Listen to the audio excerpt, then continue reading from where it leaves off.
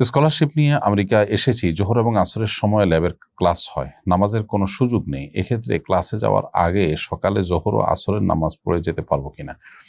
না ভাই, ওয়াক্তর আগে নামাজ পড়ার সুযোগ নেই। ইন্না সলাতা কানাত আলাল মুমিনিনা কিতাব মাওকুতা, আল্লাহ সুবহানাহু ওয়া তাআলা বলেছেন নামাজ নির্দিষ্ট সময়ে আদায় করাটা বান্দার উপরে ফরজ করা হয়েছে। অতএব নির্দিষ্ট সময়ের মধ্যেই আপনাকে নামাজ আদায় করতে হবে। টাইমের আগে নামাজ আদায় করলে সেটা কিন্তু আদায় হবে না। অতএব জোহরের আউয়াল ওয়াক্ত যখন হবে তখন আপনি সালাত আদায় করে নিতে পারেন জোহরের। আসরের ওয়াক্ত প্রয়োজনে একটু দেরি করে পড়লেন, কিন্তু আপনাকে সময় মতোই সালাত আদায় করতে হবে যথারীতি।